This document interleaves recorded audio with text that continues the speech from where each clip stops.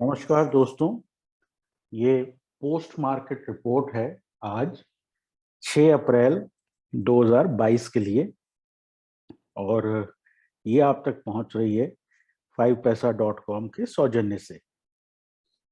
अब आज S&P 500 में बहुत बड़ी गिरावट हो रही है इस वक्त और उसकी हम बात करेंगे, लेकिन इससे पहले अगर आपको हमारी market insights, market calls, geopolitics पे हमारी राय, ग्लोबल इवेंट्स पे हमारा एडवाइस चाहिए हो तो इस वीडियो के डिस्क्रिप्शन में एक डीमैट लिंक है 5 पैसा का, उसमें अकाउंट खुलवाएं, फंड ट्रांसफर करें और 9871066337 पर भेजें।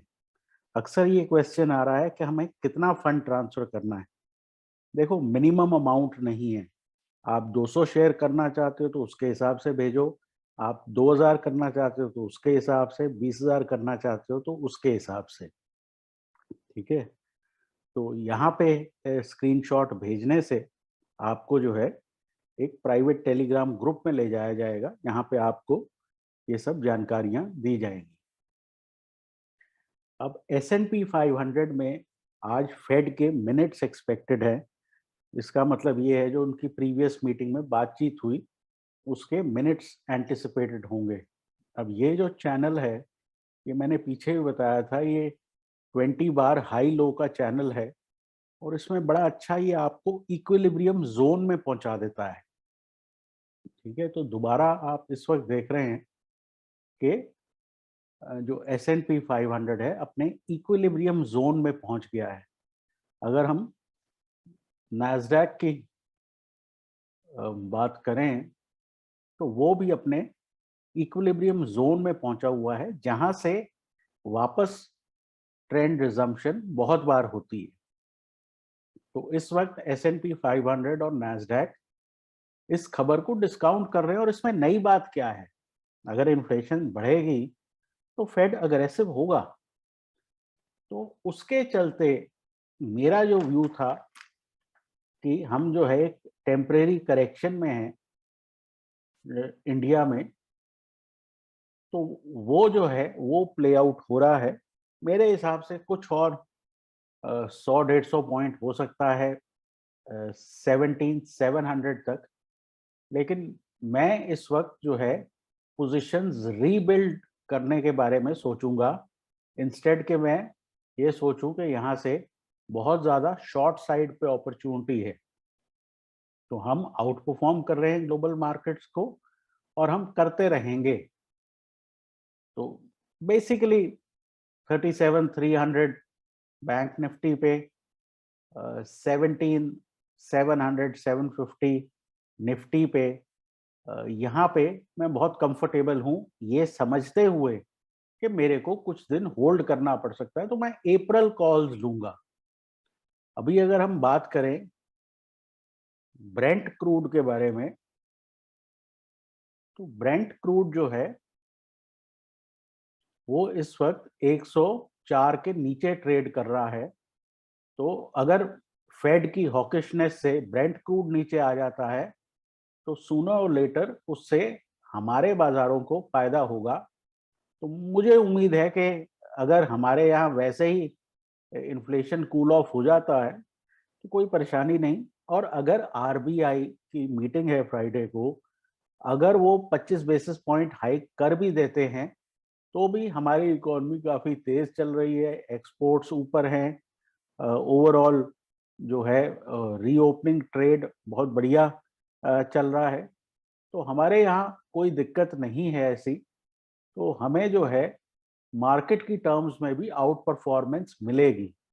कॉशन मैं ये करना चाहता हूँ कि अक्सर लोग जो हैं छोटी करेक्शंस में फंस जाते हैं शॉर्ट साइड पे, और फिर जो है उनका टर्न अराउंड इतनी तेज नहीं होता। अब थोड़ा सा हम ओपन इंटरेस्ट देखें।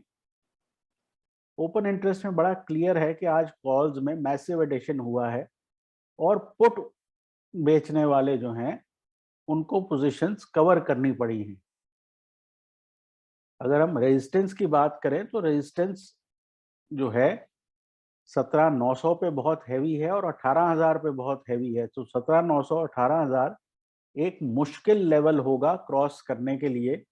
लेकिन जब कॉल राइटिंग एक हद से ज्यादा बढ़ जाती है तो रिकवरी भी वैसी ही शार्प होती है। तो एक तरीका तो ये है भाई कि कॉल राइटिंग बहुत ज्यादा है तो कल का जो डे ट्रेड है वो शॉर्ट साइड पे है। लेकिन मैं इस चीज को दूसरी तरह देख रहा हूं कि इतनी कॉल राइटिंग में मेरे को अपनी स्विंग पोजीशन बनाने में मदद मिलती है, क्योंकि सूनर और लेटर ये कॉल राइटर भागेंगे भी जैसे 2 दिन पहले भाग रहे थे। आज की जो करेक्शन है निफ्टी में, मेनली ये जो है एचडीएफसी और एचडीएफसी बैंक की द्वारा स्पॉन्सर्ड है। तो ये स्टॉक्स जो है आज नहीं तो कल गिरने बंद हो जाएंगे, क्योंकि ऑलमोस्ट सारे गेन्स इन्होंने गवा दिए हैं। तो इससे ये साबित होता है कि मर्जर वर्जर से फायदा कुछ नहीं होता, और मार्केट्स जो हैं उसको एक बड़े कोल्ड आई से देखती हैं। दूसरी बात ये है कि ओवरऑल ब्रॉडर मार्केट बहुत बढ़िया चला है। तो अगर हम एक बारी बैंक निफ्टी का भी ओआई देख लें,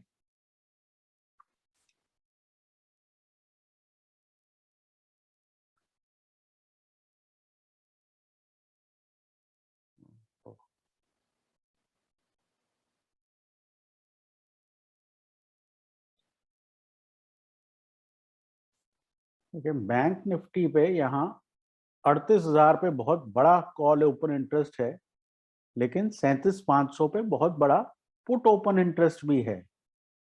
तो मेरे हिसाब से 37,300 500 पे अच्छा सपोर्ट मिलेगा और वहां से हमें ऊपर चलना चाहिए। और निफ्टी में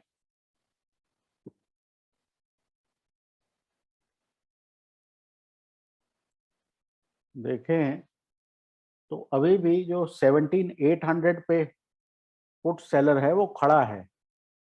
तो कल हो सकता है कि 17,800 हम रिकवर कर लें इनिशियल गैप डाउन के बाद।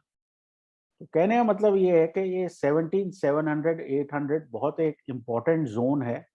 सिमिलरली 37,300 वो बैंक निफ्टी में बड़ा इम्पोर्टेंट जोन है।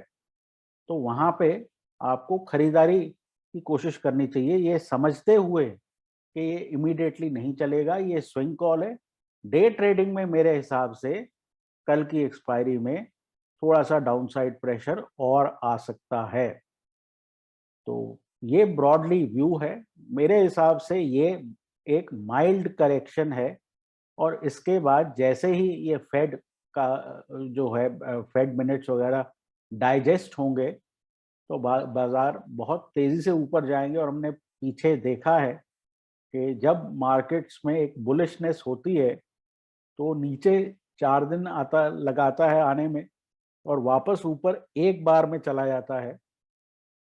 तो मैं उस तरह की चीज एक्सपेक्ट कर रहा हूँ, बहुत लंबी करेक्शन नहीं एक्सपेक्ट कर रहा हूँ। और ये जो स्विंग ट्रेड है इसका मोटा मोटा अगर आपको स्टॉप लॉस चाहिए तो 17,500 है। अगर बैंक निफ्टी में आपको स्टॉप लॉस चाहिए लॉन्ग पोजीशंस में तो वो 37,000 है।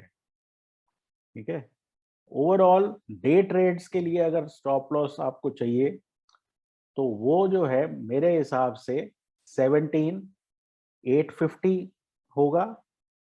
और बैंक निफ्टी पे वो स्टॉप जो है कुछ 38,000 के आसपास होना चाहिए। लेकिन ये समझना चाहिए कि शॉर्ट सेलर्स को ट्रैप नहीं होना, ये बाजार कमजोरी नहीं दिखा रहा है, ये अच्छी तरह से समझ के काम करें। तो फिलहाल के लिए इतना ही। मुझे उम्मीद है आपको कुछ हेल्प मिली होगी। हमें बहुत ज़बरदस्त रिस्पांस आ रहा है इन वीडियोस का, मुझे भी मज़ा आ रहा है बनाने में और थोड़ी सी आप लोगों को हैंड होल्डिंग देने में। तो देखते रहिए, लाइक शेयर सब्सक्राइब करिए, कमेंट करते रहिए और इस जर्नी पे हम लोग एक साथ बहुत आगे जाएंगे। तो ये आप तक पहुंचाया 5paisa.com ने। Take care and good night.